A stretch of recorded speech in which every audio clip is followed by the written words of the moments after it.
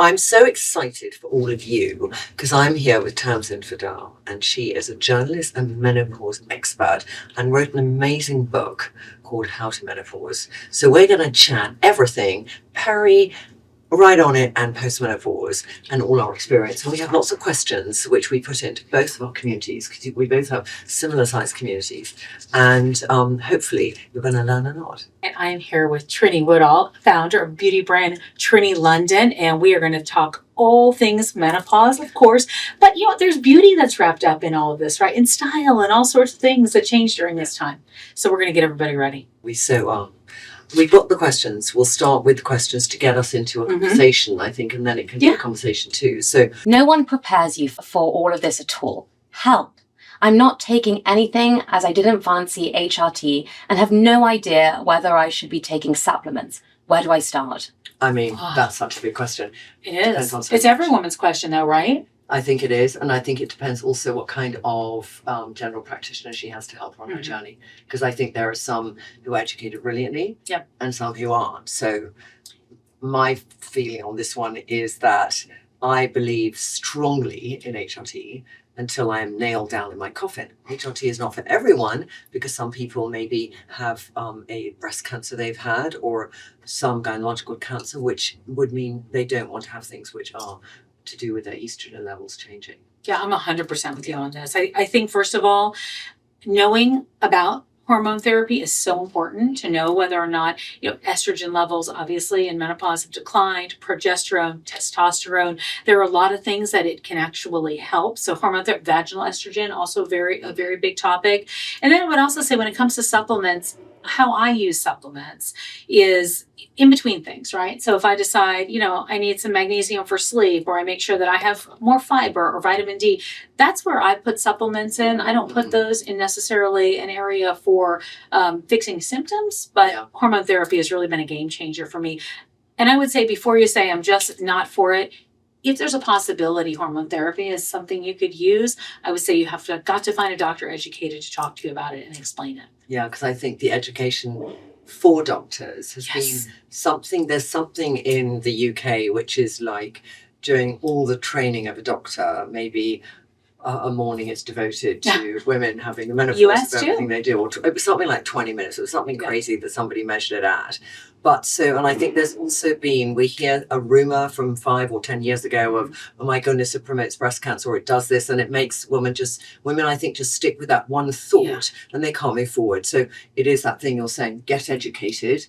I've got to say, I rattle with supplements. And I do believe that as we lose from 1 to 2% of collagen per year for our skin, and vitamin D is very important, and our gut changes. It's been around for a while, our gut, so it's changed a bit. It's been with us a long time. It's looked after us, but it does mean that our ability for our body to control inflammation, I think, is not so good. And therefore, for me, I know lots of women in menopause, especially in the UK, they might have a glass of wine more than they might, a few glasses of wine. And I think that having glasses of wine perhaps in your 30s is very different from postmenopausal because how you're processing sugar, that flat kind of what you feel is like, I feel low. And then in a way, I feel one's feeding the lowness. And we are both not doctors, but I think we've both researched so much and had so many women that we've talked to that a woman I see on a really good path has really thought about inflammation in her body and thought about sugar and thought about what she needs to supplement her body with. And I always get this one. Don't you get this one about, can't I just get it all from food? I know. Which is I wish. But I think food plays a huge role. I'm a big fan of the Mediterranean diet. But honestly, do you do the Mediterranean diet? Because you're originally Lebanese. I do. I'm Lebanese. Mediterranean. Yeah, so I grew up with it. Yeah. And then I tried to get away from it as I went into school because I was like, people don't want me to bring hummus and all these, grape leaves, all these things.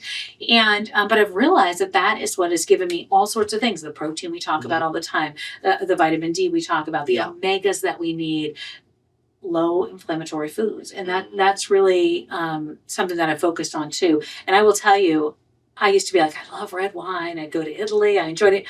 But it really does hit me differently now in a big way. And I didn't want to admit it, thinking like, is it in my head? But I really do feel different. So if you are dealing with that. There's a lot of little things that, we have to look at during this time and just be able to be honest about to feel better. But I also think it's an amazing time too, right? I hope there'll be questions around that so we can answer those, but let's go through and see what else coming up. Yeah. The next one is how to face a first date and get my mojo back when I am a sweating mess. That's a good question. That's a good question. I love that. Yeah. Well, listen, it's not uncommon to lose your mojo. That's for sure. I got married again at the age of 50, and I went on my honeymoon, and I was like, I don't have any mojo at all. So listen, there are some ways. I think, first of all, with a first date, you have to find your confidence right now. Because I get when you feel like a sweaty mess and you feel like you have no mojo. I wouldn't be afraid, though, to be honest about what you have going on, because I don't think you'd go on a date and be like, hi, I'm in menopause and I'm sweating. But I think it's okay to make yourself feel good, confident wise, figure out how you want to show up there with confidence from the inside.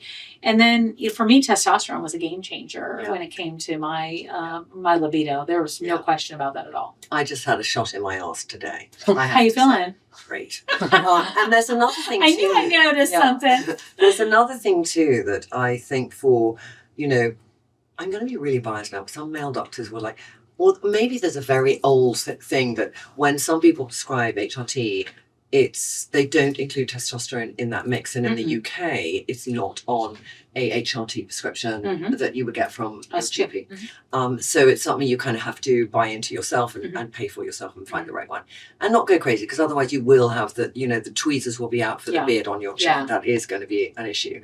But I think also, I'm going to say something a little controversial, which is that many women say, well, what about sweating? And I'm like, if you're able to do HRT, I think if the HRT is at the right level, you shouldn't be sweating.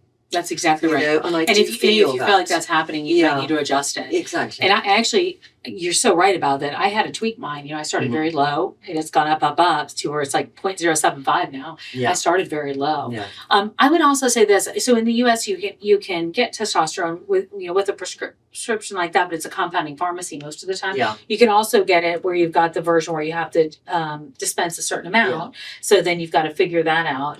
So I think that look, I'm hopeful at some point that it becomes something that's just all a regular part of it. But right now we don't have an FDA approved testosterone for women, in the US. And it would be also everyone has different levels. So some people have none left, and some people still have a lot, and that's why they are generally at the moment compounded individually at a pharmacy. So I think, and you want it like that. We're not all the same, and what might work for you, it might not work for me. So that makes total sense. I hope that helps. And good luck on your first date. I'm excited about that. And I think also that sense of just the psychological thing of maybe going out to date, and it's not just around menopause, but maybe you've been in a relationship for 20 years. And I remember this when I, entered a relationship, which had ended my marriage. And then I was sort of towards my 50s, and I had 2 years by myself. And then I went out on a date. And by that stage, after 2 years, I was thinking, really, can I be fine to go on a date? Do I want, there was that moment in my life where I thought, I don't care if I'm with somebody or not.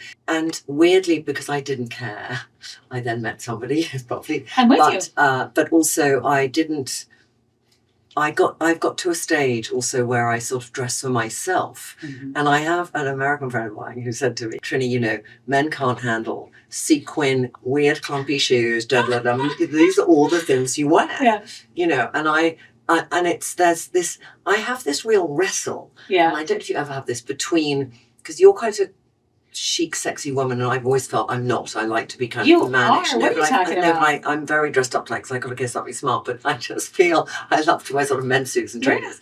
So there's a compromise between this is unapologetically me, because we get to a stage as women where we think we own ourselves. So this is me, and if you get that, then you can come into my life. Otherwise, if we dress for a date, so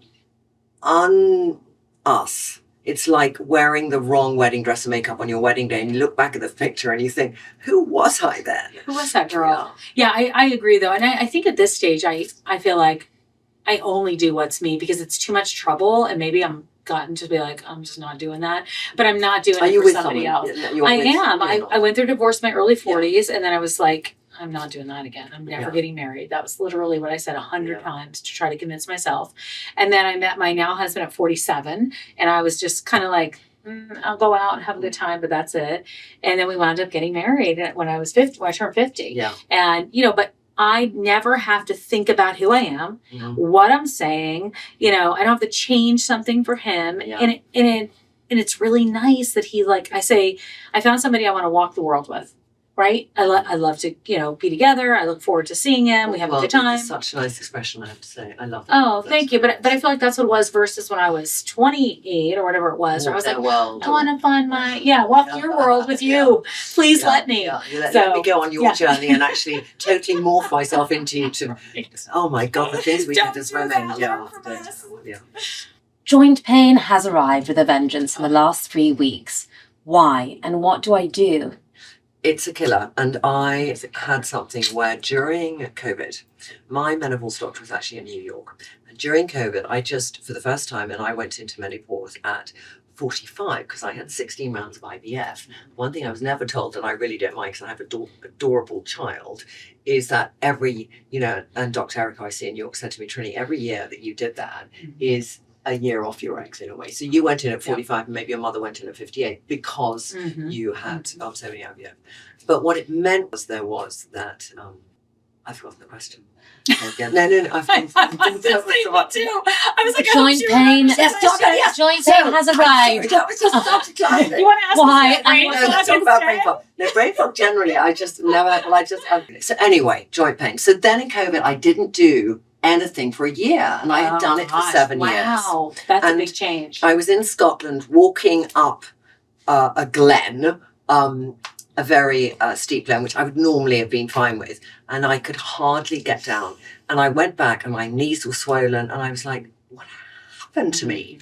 And it's that, and it is called, in my world, inflammation. So I think joint pain is connected to, this is just from my knowledge of getting the information, and you tell me your thoughts, but a mixture of, if you haven't got supplementation like HRT to modify your hormonal levels, and you're eating a lot of sugar, which I was then. COVID, I was like inhaling sugar. Wine, and we were all doing it. Like sweets and ice cream and everything. Just inflammation, and that equals joint pain. I've had it too. I've had it on the. No, I feel the same way. I had the hip pain, so I'm like, what?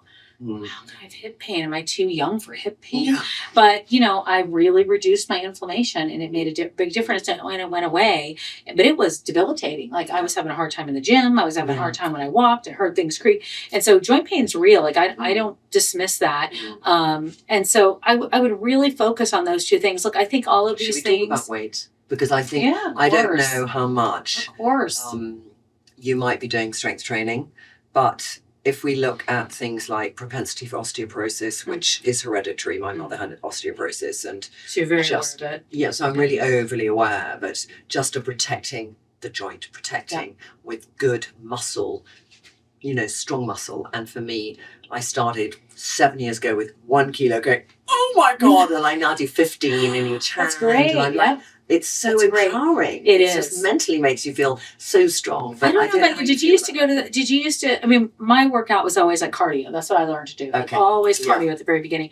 And I really did have to switch my mindset. And so strength training is what it is. And it's funny, yesterday I was in the gym, and I had been talking to somebody who said, you should start lifting even heavier than what you think.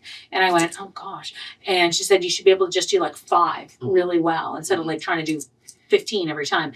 And so I did that yesterday, and I walked out of there. I was like, I am so strong. And I did. I was like open arms all day long. I was really, but I do feel like protecting your bones. Osteoporosis is something to be aware of. Bone density tests, which I think are a very, very big deal to pay attention to. Not waiting till you're 60, doing that as early as you can. Yeah, because in England you only get it once you're 60. In the US too. Yeah. And I think that you have to be aware of these things early. And I don't think that, look, we've already talked about the fact a lot of doctors aren't educated about this. We've already talked about the fact that a lot of us haven't talked about it out of shame or taboo. So the earlier you can get this information and not wait and think that's one day, the earlier you can do it, the better off you're going to be. How has menopause impacted your career/business? That's a good one. Yeah. I can start with, we joked a little bit about brain fog, but I will say that I'm going to say 2 sides of this. So I did the evening news and we read the teleprompter. The words would go by and we'd have to talk back and forth. And I would find myself, and this is before I knew I was in menopause, I was in the perimenopause stage, but didn't even know that I would forget sentences mid-sentence. I would look at a word and I could recognize it, but it wouldn't come out of my mouth. And I started feeling very insecure at work. I started feeling like, oh my gosh, I'm not doing my job as well. Like I wanted to get the newscast over with, things that I'd never felt before. And then when I realized what was going on and got educated myself and went to the right doctor and got on hormone therapy and that started to lift, I was like, oh my goodness. So fast forward a year and a half ago, I walked away from my job, not because of symptoms, but because I was ready to take this next step into what I really think is my purpose, is that talking to women, educating women, and using my storytelling to talk about women's health instead as a result. So it had an interesting impact. It impacted me in a debilitating way, and then it impacted me in an a real positive way. Yeah.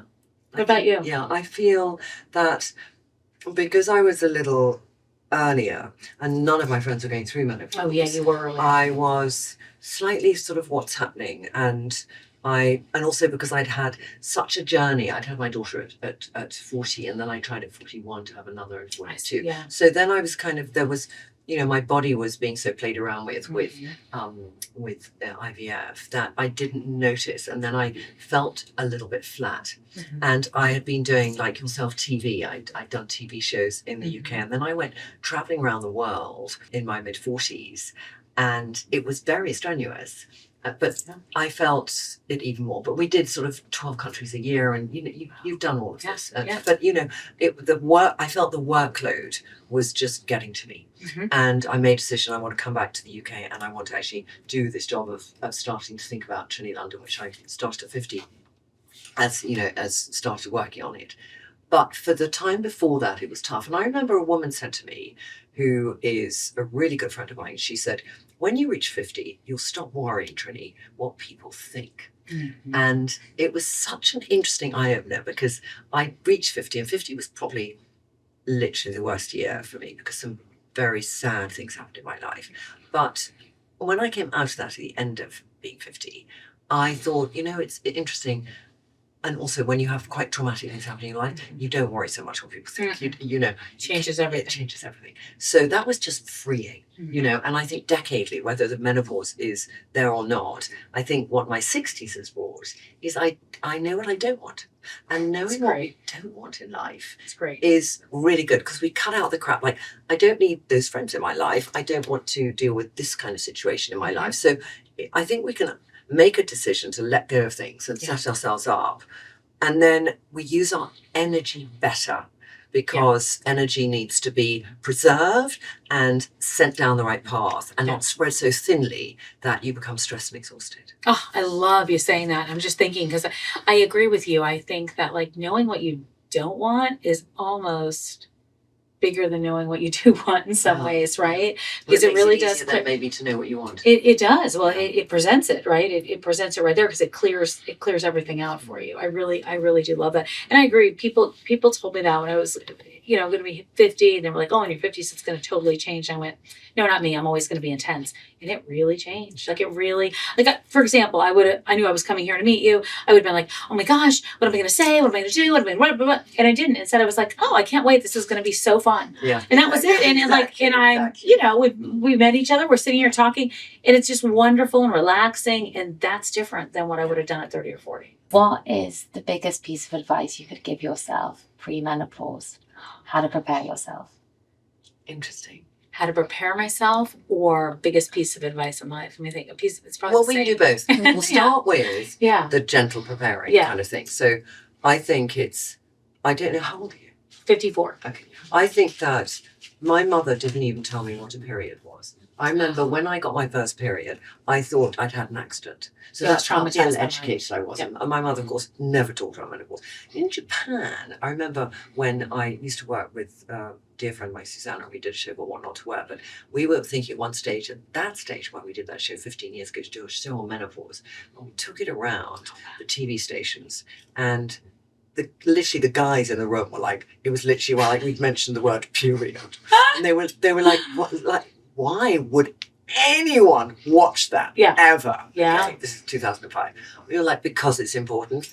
And we were researching stuff. And I remember there was something like, in Japan, there is no word for menopause. And in the vocabulary. And it was either, we thought to ourselves, because they have so much soy and tofu, they don't have any symptoms, okay, which could be the case, or it was so socially unacknowledged. You know, those, and that's quite interesting. And I feel the opportunity for women now in their 30s to know, because advocates like yourself in America, Davina in England, I talk about it, to just share their experience, you know, and also then to follow really good, you know, Dr. Erica Schwartz here, and you must have doctors here. We can leave a list of doctors we like in both countries, all right, but whose advice, you know, the first book I read was called The Hormone Solution of Dr. Erica's. And in fact, no, before that, Suzanne Summers. Summers was the one who said, let's rattle around and let me tell you about the 48 supplements I take a day. Kind of stuff. But, you know, these women were trailblazers for us. They were. And, oh my gosh. And I think there's a lot more education there. Yeah. I think my advice would be to be educated as early as possible and not think of this as something that's going to happen someday.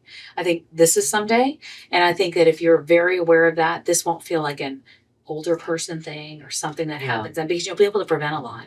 You'll be able to prevent a lot of different things. Like right now, I feel like I'm like, oh my gosh, I got to eat my protein and get my strength training in, versus if I had started doing that at 30, it would have just been part of your natural habits of life. And so I think that that's really an important part. And then I would also think, and I think that young people do this, but I love learning from people that have come before me, and keep asking questions. Like that's my advice. Keep asking questions and be curious. That's life to me. That's so important. Is that difference when somebody was saying about this thing of imposter syndrome?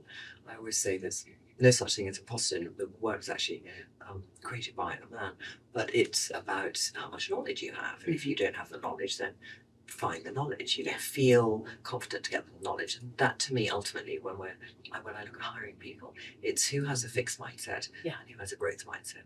Yes. If you have a growth mindset, you are in. We'll hire you at Trinny London, because you're always thinking, I want to learn something, I want to learn something. And support women. Support other women. So lift every woman up. We are not in competition. We're an army together. Thank you both so much.